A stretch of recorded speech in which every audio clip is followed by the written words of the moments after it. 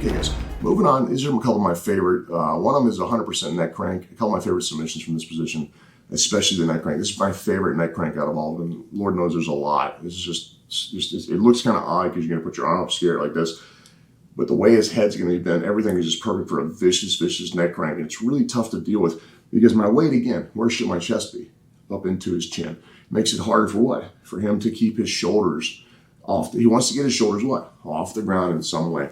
And my job with a good neck crank is to keep his shoulders pinned and separate his head from his shoulders. And I want his head turned as far as possible. Now, this is one of those few times where the head is not going to be perfectly perpendicular with his torso. I'm not going to get that 90 degrees that I want. It's going to be right around here. So probably about a little greater than 45. But look how my hand is. My arm is going to be going what? 45 degrees across the back of his head. I can't go here. He's going to pummel his arm head out. You don't have anything. You have no control. Okay, so again, we're dealing with what? We're backing up a little bit. My shoulder's under here. And the reason we're just resetting, looking at a different way to attack things always. Always a different way. Because you guys are going to develop your own game, your own way, be your own fighter always. No clones, right? So when I pin this, that's controlled. That's awesome. The arm is going to come out in the middle, but it's not going to be a problem by then. Because right now he can't get his arm out. Pull it. Okay? That's not strength. It's just I have strength pulling in here no matter what. So again, this one's going to work right with your gi as well. So my hand, I go palm up, always palm up. This would be kind of like the outside hand here on any S grip. The hand, outside hand here would always be palm up. That's why the other elbow goes so goofy high. But I'm still a little bit far away from his chin. So I'm going to scoot up a little further. And you see what just happened to his head. And when I scoot up and put my hand like this, his head is turning, right? And I also feel his left shoulder coming off the ground a little bit. So I have to keep that in mind when I go to rotate center line. When I say center line, guys, what I mean is think about looking straight through him like an x-ray and seeing his spine. I'm trying to rotate his body, his head, perfectly up, right in line with where his spine would be, his spinal cord the whole way down to make sure that the shoulders are pinned and I'm doing what? I'm decompressing his neck to the point where it's extremely painful. And you're also going to get a little bit of a diaphragm on this because where's all the weight going? It's going straight down towards the diaphragm. But the crank will happen because his head is turned. So we know it's not going to be 100% diaphragm. So again, I'm locked in. The shoulder, my knee is under the shoulder. I have this arm tight against the bones. Pull trap. This hand comes up 45.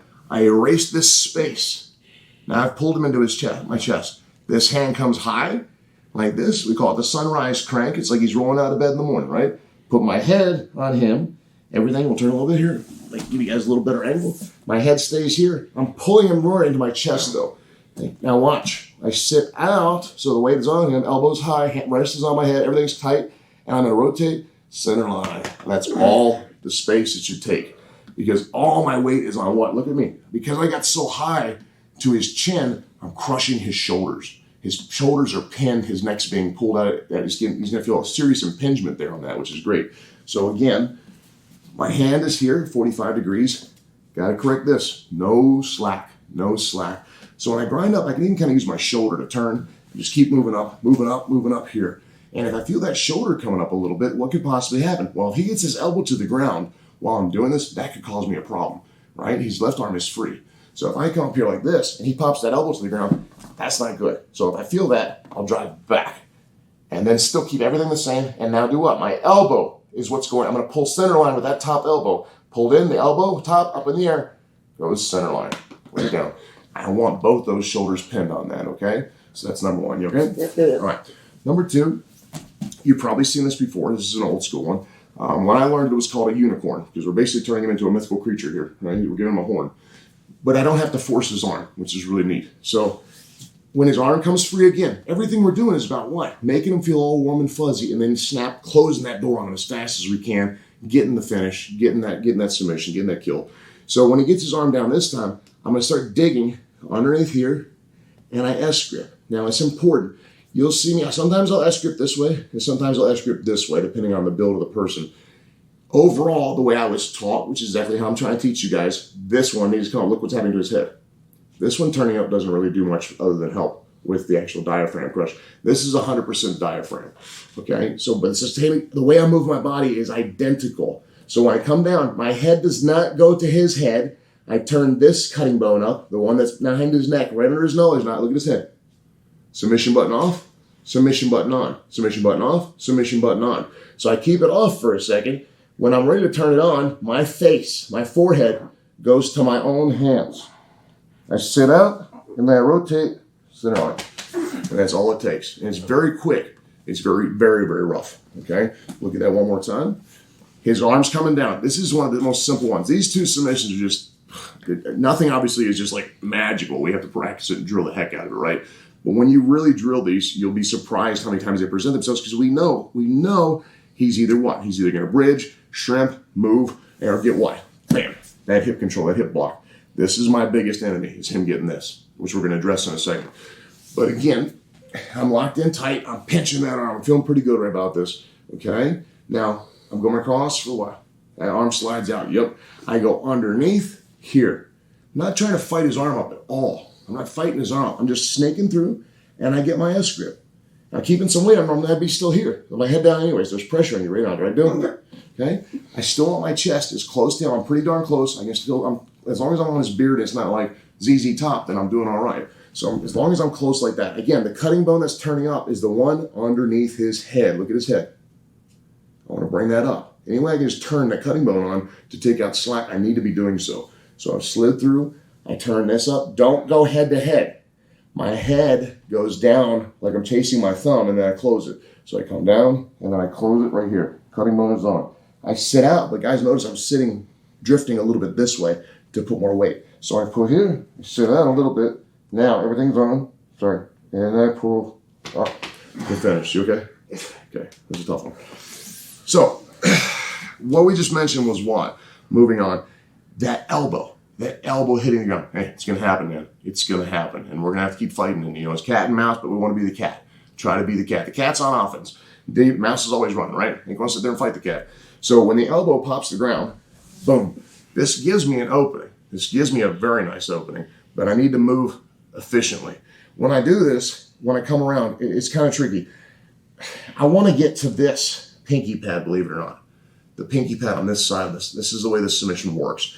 I see this a lot, and people struggle with it, and it's nice, but it's hard. I can't pull. I can control the hand fine because I am down low enough where I'm on the opposite side of the thumb pad, but I'm chasing the pinky pad on this. And this is a nice forearm crush. Will you necessarily get a submission? No, but it's a beautiful rip where they're going to feel some pain, and it helps the transition, because for that one split second, even if we have a high pain tolerance, you have to acknowledge to yourself to suck it up, right? At that 1 second, even if you can take the pain, you have to tell yourself, you're all right. And that 1 second you're thinking that is the same thing as the person that says, this sucks. It's still that 1 second where your mind went somewhere else that creates the opportunity for the transition. So when I grab that hand here, okay, I move, I keep his head with me. I scoot my elbow back a little bit and come through here. I turn the pinky. Notice I'm trying to, I have nice, good knee pads on and protectors. I want to get, this is my number 2 cutting bone, that shin bone. So we're finally getting our shin bone into the game here a little bit. I take the hand. I don't want it this way. Most people will do it and they'll drive, and you'll get a submission sometimes. What do you do? I want to put it on place and start twisting that wrist. And you see the difference? I'm getting a little bit of wrist lock. Why? Because that forearm can't turn, but that wrist can. Okay, so it turns into more of a wrist lock when I do this. So I'm here and I'm pushing, and now what? Twist the wrist just a little bit. That's all it is. If I want to get worse, padlock, pressure, push the knee, and just twist. But again, it's all about what? Getting to the pinky padlock. And we know darn well that he's going to get his elbow to the ground at some point. If we roll 1,000 times, when we get to head and arm, he's going to be trying this nonstop, because that's the way most guys are training. And it's not wrong. We're trying to go against the correct reactions and memorize those and close the door, right? So that hits. I'm down on the pinky pad. I keep the head, but my elbow's going to scoot out a little bit and put some pressure on his head. I come in and pummel in with my shin. I drive the shin forward so the cutting bone's in effect, and then padlock again, and now I'm going to do all with the wrist. Just turn it a little bit, okay? That gives me the ability to do what now? I step through. I don't really need to pull this back crazy, but what's going to happen most of the time? Guys will grab your leg and start trying to wrestle and pull the leg. So if he goes trying to do it, he'll start wrestling out. Bridge, you ripped my leg. Yeah. You'll start getting into a position like this, right? So we know that's a possibility. So go back to where we were, please. I'm here. When I hit that, I've already hit the shin. When I step through, even if his hand doesn't come up, I'm just going to pull while I transition. I'm pulling while I transition. So watch, I'm gonna try and make sure we have a really good angle on this. I think we're good right now. When I go, guys, my hand, on the next two submissions, my hand is gonna post. It's gonna post out, okay? I'm going here. When I do so, my body, I'm taking this with me. I'm not trying to do a bicep curl. I'm turning my hand, I'm rotating my body, taking my shin straight through, and now I'm trapping his hand, not in my private area, not on a cup. I'm putting it on what? The inside of my thigh. My shin bone is right in his bicep. So all those bicep slicers that are actually short arm scissors are usually forearm crushes. This one, however, is 100% on the bicep. But this hand must be locked. Sorry, buddy. Must be locked against my hip. When I come in, it has to stay strapped. When I come down, right there. Another way to make it, I'm being easy. You guys see how much weight I'm putting on, which is like nothing. My hands are on the mat. Would they normally be? No way. Watch my foot off the ground. On the ground, Dale's happy. Off the ground, he's miserable. Then I push back. Okay? For a nasty compression. You okay? Yep. Shake it out, shake it out, shake it out. You good? Yep. Okay. Option 2 off the same thing there. When I step through, we've already got the hip, he pops that elbow to the ground. Looking good. Grab. Over here. I start here no matter what. Kick through, grab. Watch my hand now. I'm going to pull. I'm pulling with me. I step. Let's turn this way. And move. Nope, we're not about to do that, I swear. Okay, I move. Post. Watch what I do with my leg here.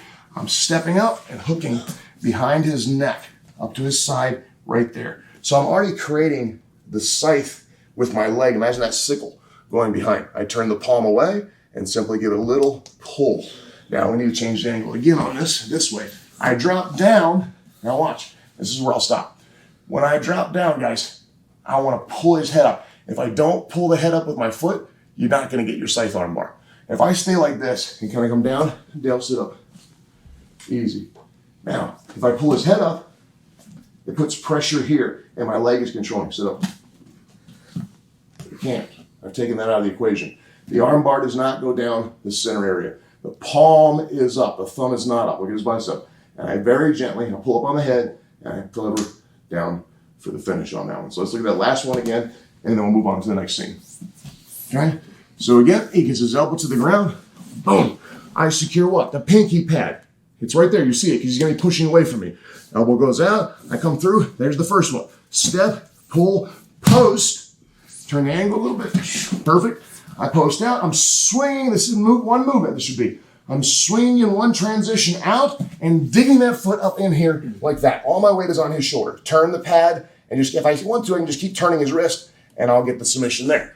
I want to just pull it right into me. My leg is the fulcrum. Here is the lever, okay? When I go down again, we'll change the angle here. Hook the head up. My leg is running straight down him. It has to. It can't be here. This is nothing. I need him here, locked up and rolled up. So let's turn a little more this way. I'll drop my leg so you guys can see. It's not going to affect anything. Try to sit up. Stuff, right? But I really want my knee on here. So I want to be close in like that. The palm goes up, and I don't want it near my knee, right in the middle of my quad. I'll put my leg down so you can see, and I'm lifting up here. So really, if I'm holding here, I just move my leg. Just my leg to get a good finish on that arm bar. All right, guys?